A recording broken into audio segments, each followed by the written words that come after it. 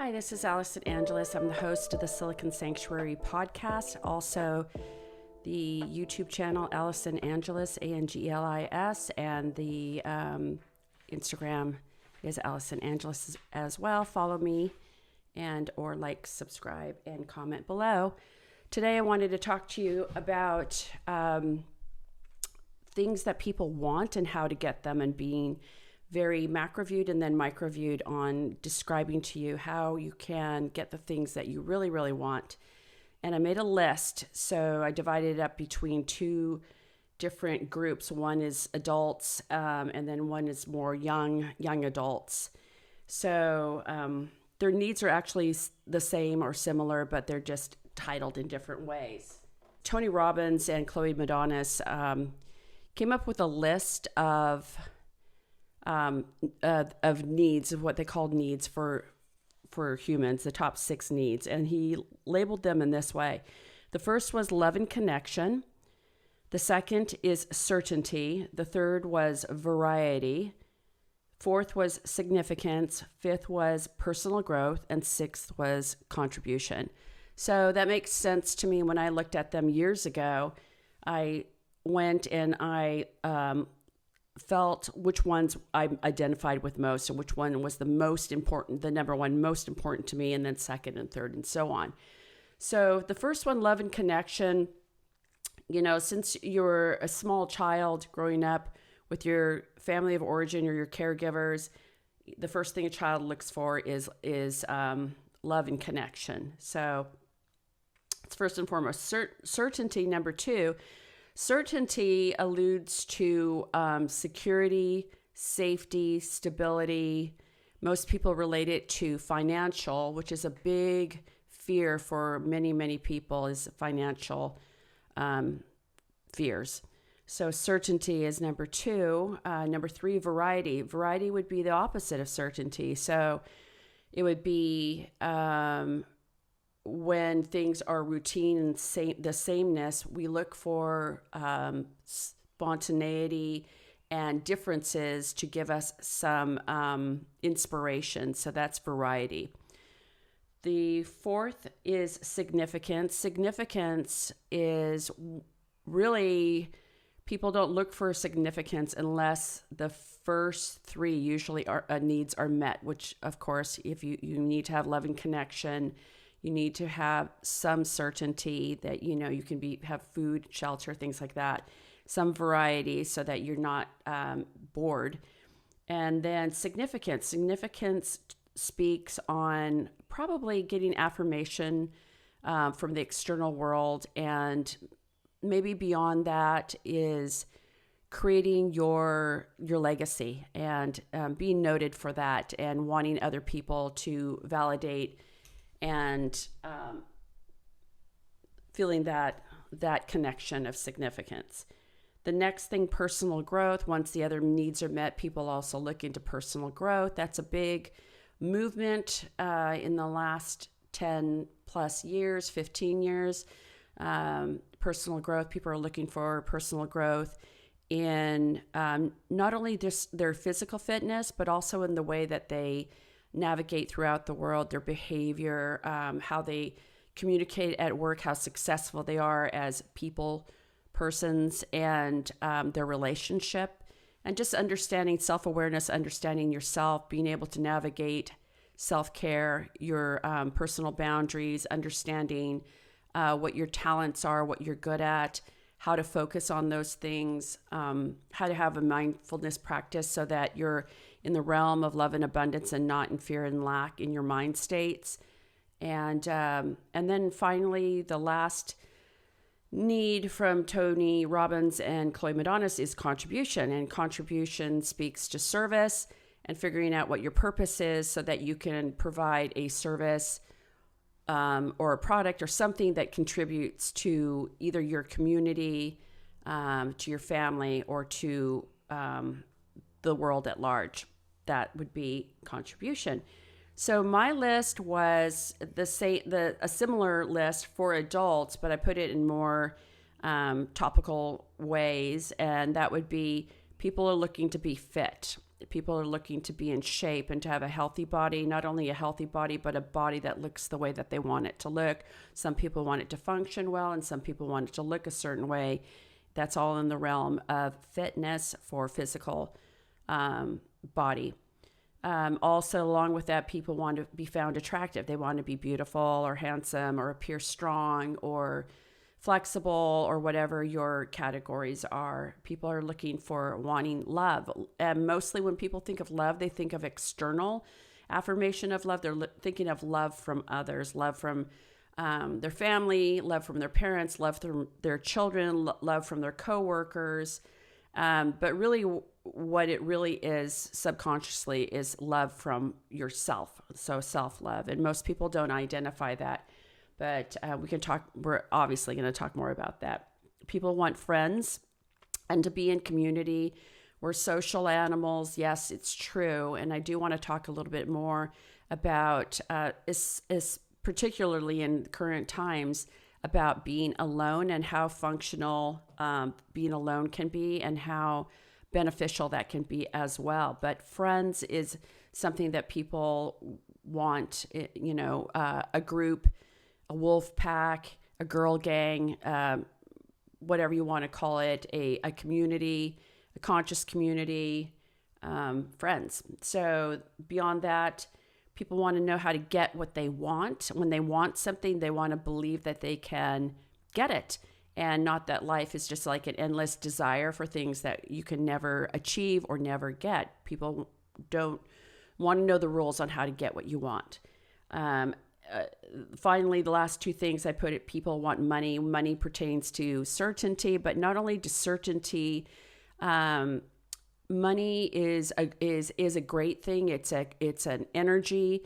It's a currency. It is a chip of a barter, and it's used to create. And it's used to expand your world. It's used to manifest the things that you want. So people want money. And also money is sometimes and oftentimes related to, people relate it to security, but also they relate it to status, social status. Will people treat me better if I'm driving a McLaren or a Tesla as opposed to driving in, a 2007 Toyota Prius? And how does that make me feel? Does that make me feel certainty? Does that make me feel significance, etc.? So these are the things that I'm looking at for adults that are looking to achieve or to attain. For young adults, kids in school, their needs look a little bit different. And I made a quick list for them as well. And that is the need to fit in, the need to be accepted, the need to be inconspicuous and conform and be in the group, which is a sense of safety, to be within the group. The desire to be popular, which is external affirmation of their self-worth.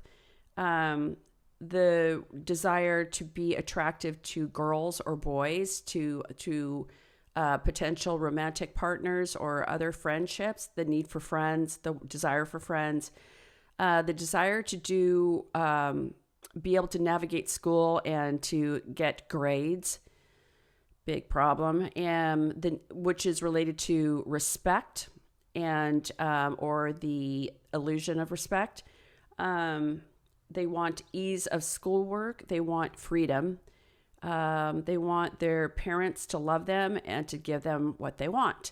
So they want security and routine and things like that too. But these are the things that I would identify that young adults would want. So the premise of this is to talk about is it possible to achieve these needs? Is it or wants? And how, if so, how do we do that? So I want to talk about in a more general sort of macro view kind of way. And let's talk about, in the Tony Robbins list, let's talk about love and connection. So again, as I stated previously, your external world is a reflection of how you feel about yourself. Okay. So if you're going out in your day and you've done all the work that you need to do to feel vibrationally as high as possible, as high vibrating as possible, as good inside as possible. You're building this neurochemistry from working out, from eating nutritious whole foods, from sleeping correctly, from watching the digital content that you're consuming, watching the environment that you're in, that it doesn't bring down your vibration. So when you go out into the world and now you're having the awareness to deliberately create what you want to get. So before your day, you would go out and you would say, today, this is what I would like to accomplish. And you might have a macro view thing and a micro view thing, like something small. I want to go look at bikes because I want to start road biking because it looks very social, would get me in shape, and I can cover a lot of ground and see a lot of nature. And so that would be a small thing to go look at. And maybe a macro view thing would be, I really want to work on my awareness of the way that I'm feeling and thinking during the day. And I want to perhaps be a conscious listener for others and do more listening than speaking today. So that would be more of a macro view personal growth thing. So, so back to love and connection, that's all about loving yourself first. So when you go out in the world, your energy, that loving, confident, strong energy will get reflected back to you. If you're not needy, if you're not frightened, if you're not angry, if you're not in the realm, if you're in the realm of fear and lack, you're going to get that back. So you have to work to get yourself in the realm of love and abundance, that you're in homeostasis, you're in equanimity, that you know and you trust that things are working out for you, that you have ideas of what you want to create, and that you're feeling really good inside. One thing I want to mention, a little side note, and it's a cool practice that I noticed and I've played around with quite a bit when I'm feeling fear. For example, if you're going in and let's say you're going to meet with a teacher, or you're going to meet to interview with somebody, and you really, really want this, but you feel your fear state in your inner critic is saying that this person doesn't like you, you're really uncomfortable, you're not quite sure you're qualified, et cetera, et cetera.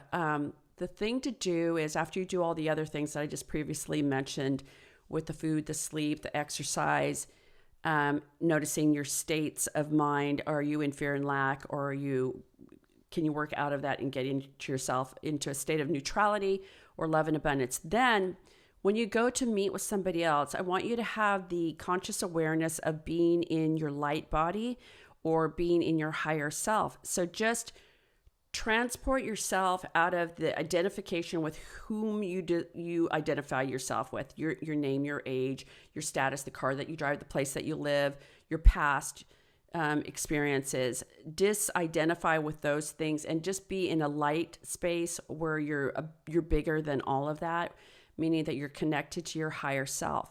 So when we go into a meeting and if there's an energy of doubt or guilt or lack of confidence or fear or anything from a past paradigm, like some animals can sense fear, humans can also sense when you're in those realms. It's like a neon light behind your head, and it's like this sensory thing that people can feel, and it makes them act upon those feelings and co-create it with you. So if you're feeling unworthy, they will help you to create the sensation that you are unworthy. So you have to come in your light body, which is just pure essence and love, and just understanding that you are worthy, you are good enough, you are capable. If that's what you want and desire, that you are capable of doing that, and that this will work out in your favor, and only see the other person that you're participating with as their light body as well. Do not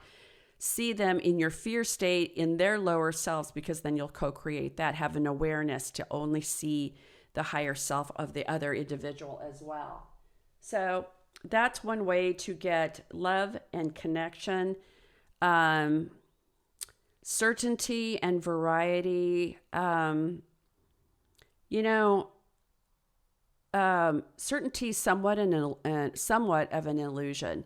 So things are, and let me talk about that a little bit. The only thing that is inevitable is change. Everything is always in flux. That's a good thing as well as a fearful thing for some people. But if you can embrace that change will continually happen, you'll understand that certainty is always a wave, okay?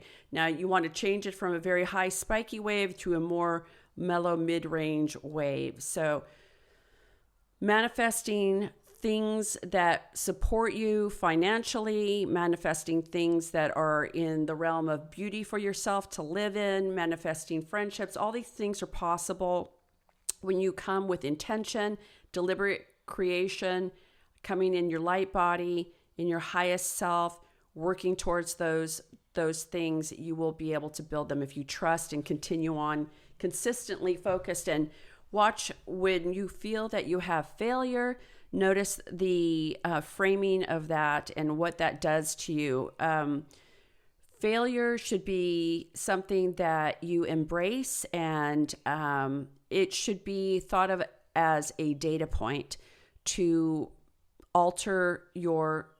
to move a little bit or to grow. That's all it is. It's a data point for moving and growth. And it's part of the process. And the more that we embrace it and give it the same meaning as winning, then again, the wave will be much more delicate as opposed to a big spiky thing. Failure is only really failure if it's the point in which you then decide to stop.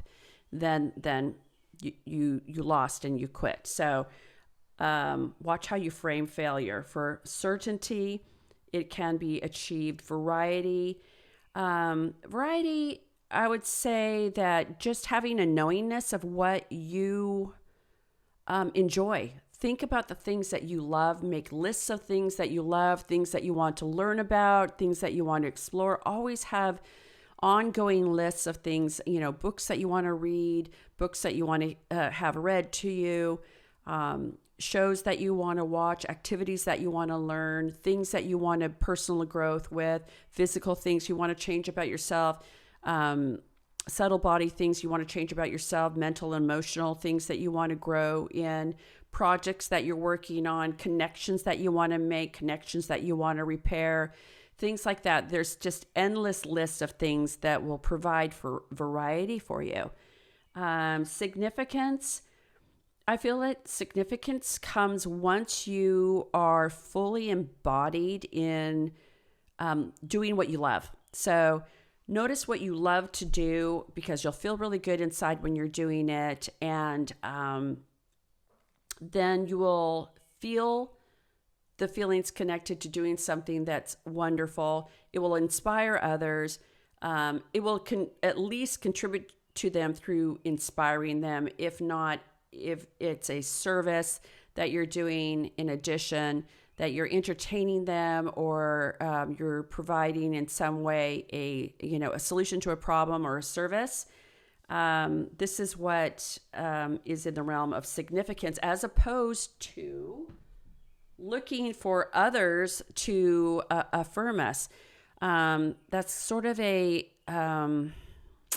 it's a little bit of a trap to look for external affirmation, although it's very nice to feel affirmed and understood and to feel like you're uplifting others. So just don't rely on it. You want to rely on your own self, your own worth self, your own self of worth, your own self-worth, as opposed to looking for others to create self-worth for you. So, wow, said that in a really weird way. Personal growth is everything that you're doing here on this podcast and channels of learning about your mind states, learning about how you communicate, learning about your relationships, learning about your awareness of self-care, your boundaries, and everything that you're just delving into learning about yourself and growing, and adventures and physical and mental and emotional growth. Contribution, I love. It's really, to me, it's the keys to the kingdom. It's the keys to fulfillment.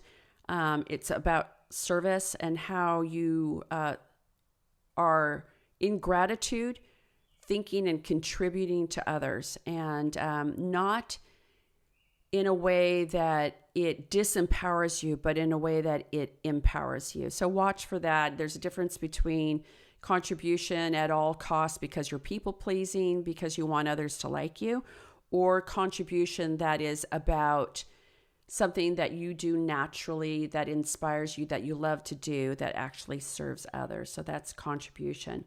So in those other things that we talked about, fitness, beauty, love, friends, get what I want, money, status for adults, for example, we touched on many of those things. Everything on that list you can achieve, and it's about deliberately creating these things. Obviously, fitness is attainable. What are the stories that you're telling yourself about your body? How are you limiting yourself in wanting to grow in those ways? You know, the thing about anything that's challenging, physical fitness particularly, and that I really love, is that it's actually very challenging. It can be painful, and it requires sort of an override of wanting to be comfortable, to be physically fit. You have to be disciplined. You have to choose it, and you have to be consistent. You have to choose it when you don't want to do it, and you have to choose it when you do want to do it, and be consistent about it. And then the results will show up in your physical body. And that's very, it's a very much mind over matter process. And that's a really, a wonderful personal growth lesson to learn. And it is a lifestyle that I subscribe to, and I feel that absolutely will change the way that your mind, your brain processes thoughts, and for the better. Changes your neurochemistry. If you listen to Stephen Kotler, the Flow Genome Project, or Jamie Wheal, the Flow Genome Project, they talk a lot about hacking flow states and neurobiology. Greg Braden from Gaia does as well. And there are many, many other scientists in this arena that know a lot about how physiology, kinesthesiology changes our neuro synapses and our neurobiology. So they even talk about changing, like altering your DNA. So, and I believe in that. Love, again, as I stated, that's an internal thing first and foremost. And then secondly, externally, it's about allowing and compassion. Friends, okay, so community is great, but I want to tell you that, and I talked about the necessity of being alone. There's a difference between loneliness and being alone. And I want to tell you something. I have really enjoyed this masterclass of loneliness that I've experienced. And I'll tell you a little bit about my own personal journey with that. And I used to be a highly, highly social person that was surrounded by people all the time. And in fact, I felt at a loss for what to do unless I was in large groups of people or having many, many events to attend to constantly. Then I started working through it, and I started feeling like when I wasn't with people, I started noticing that I was having an inner critic dialogue, and it was in the realm of fear and lack. And the inner critic was saying to me that if I wasn't being asked to many, many events, if I was alone on a Friday or a Saturday night, or if I didn't have significant plans for the weekend, that I was not worthy, I was not loved, I was weird, I didn't have friends. I mean, these are all inner critic dialogues that I had. And that it was embarrassing, and that's, there was shame related to it, and this is something that, should be hidden. But then what I did was I figured out if there was truth to those things, and I went through them one by one, and I definitely discovered that there was no truth to those things. And in fact, subconsciously, I was choosing to not commit to going to plans with people because I actually didn't want to go. But I wasn't aware of it. So I wasn't making plans, and then I would get caught on a Friday night, and then I would start making calls trying to get together with people. But in actuality, I really was growing tired and having awareness that wasn't that fruitful for me to be going just out with people just for the sake of not being alone. I hope that you can resonate with some of that. So then I started a process of spending alone time doing things that I wanted to do and enjoying those things. And then I started getting excited because there was these incredible, fabulous lists of things that I started making about things that I wanted to do. And it could be anything as simple as just, I want to stay home and, take a bath and read a book and go to bed early, or, I want to go to a movie by myself, or I want to drive to the beach by myself, or et cetera, et cetera. And I was getting very, very, not only excited and inspired by it, but I grew to love it. It was very efficient. You get from point A to point B with no problems at all. And also I could focus. I was having clear, ideas and conversations with myself. And I started achieving a lot more. I started having a lot more energy stores, and I started to be able to have clarity on the things that I really wanted to do in my life. And then I started chipping away at those things. And so now I'm alone doing all these things and achieving things and growing and learning and enjoying. And the mass of people are still going out in their large groups, but I felt that was okay. I was allowing that was part of their process, and my process was to be alone doing my own thing. So it's been a wonderful process. I no longer feel the fear of being alone. I don't put the framing on it of the words that I was putting before, the feelings of, that it's not okay to be alone, that there's something wrong with you if you're alone. It's not scary at all. As you have probably discovered in the last 5 or 6 weeks, that there is so many things that we're missing on doing that are just like the most simple things that are so joy-filled and so meaningful, and they don't have to look, Instagrammable. And you don't even have to share them to validate them. And they're things that are really growing you inside and are really, and actually you're also inspiring other people that are meaningful to you. You're inspiring your children and your siblings and other people that it's okay. Look, she does it. It's cool. She's got a great life. And then you can choose when you do want to interact with people. And another thing about desiring friends is to realizing what are friends, what are really true friends, and what are acquaintances. So I talked about this in an earlier one of my YouTube videos, and I think it's a really important topic. And it's about, I think for me, I'm a very visual thinker. So for me, it's about visualizing these different stages of entering into a friendship with others. And I think this is really important for young adults to know, as well as adults, because most of us haven't learned these things. And it goes like this.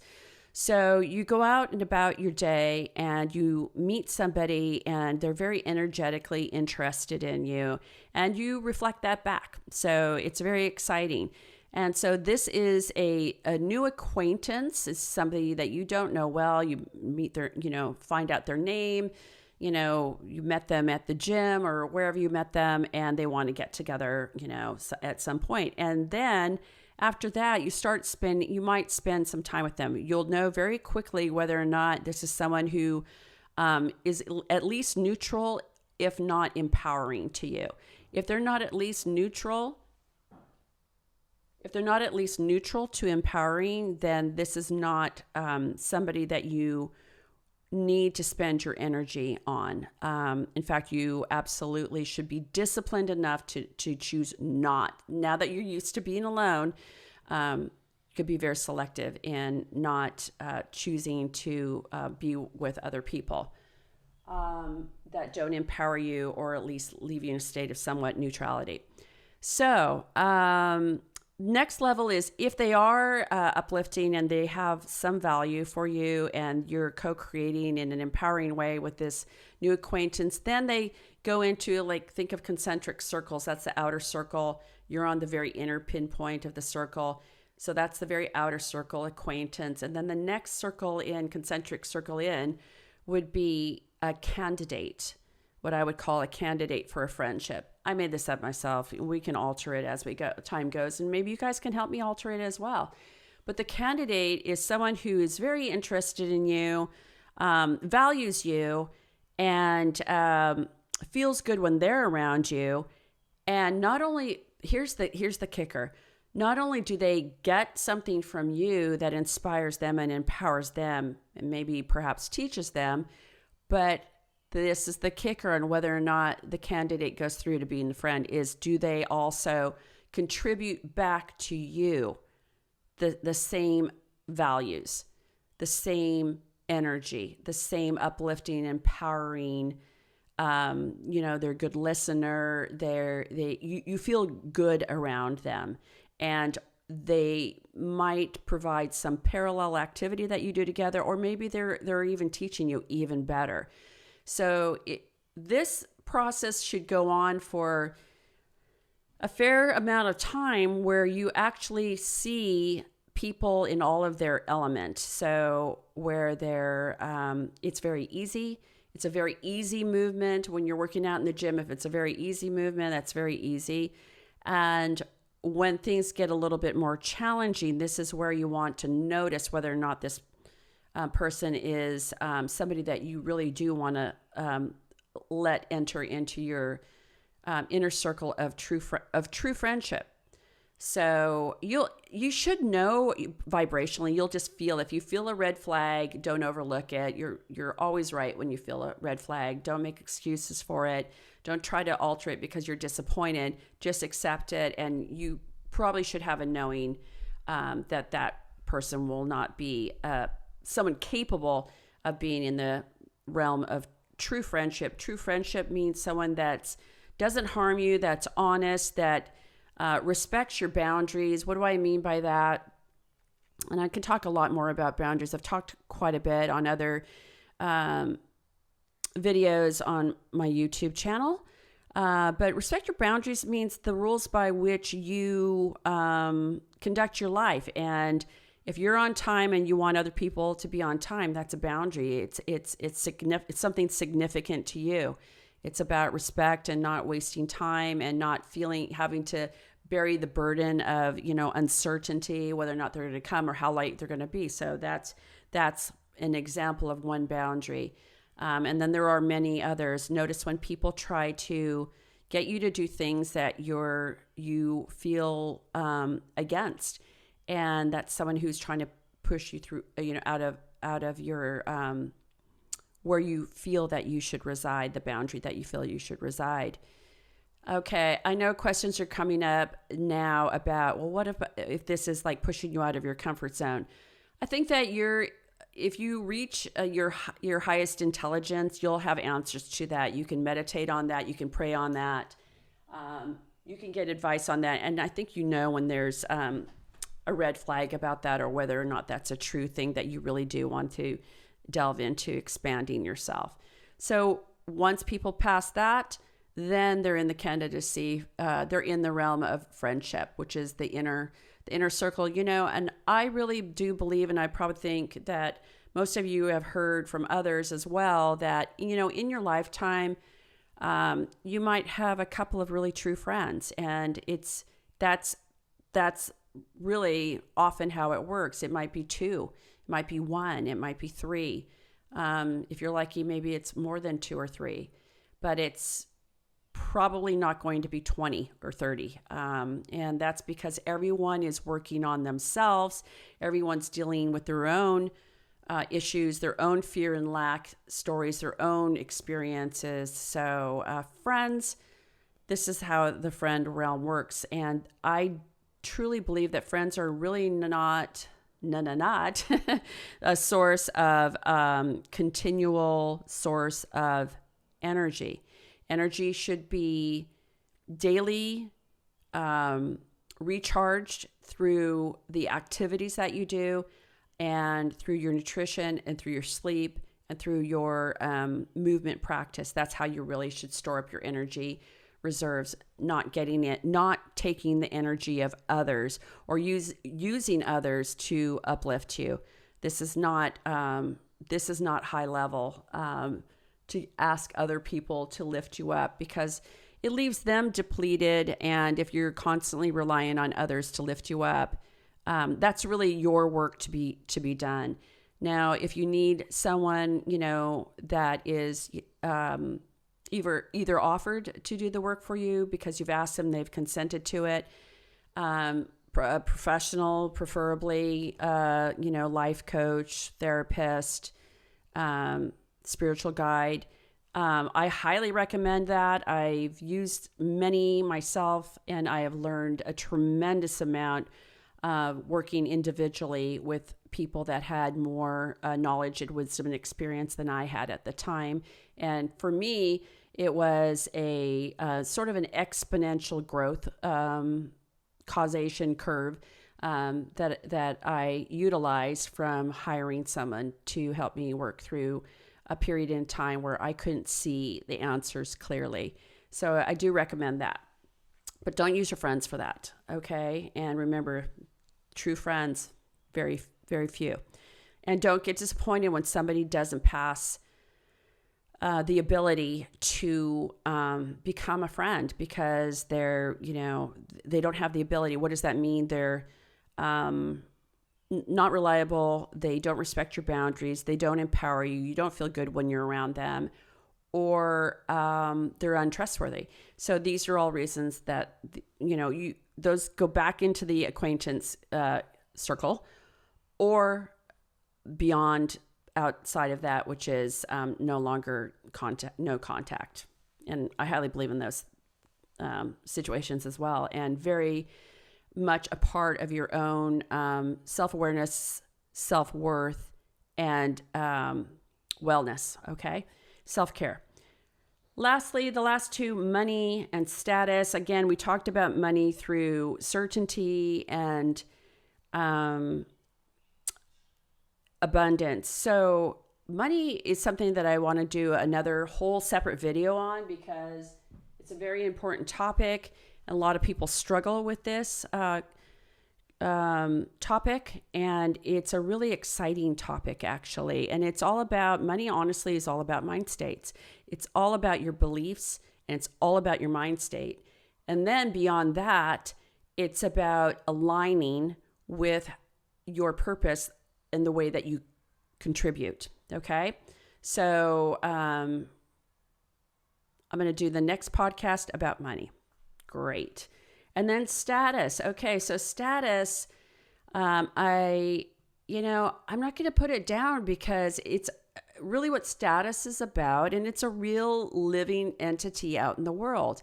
And people that have achieved significance through the work that they do or the activities that they do have achieved, money or have some kind of talent or something that they've given to the world that other people respect.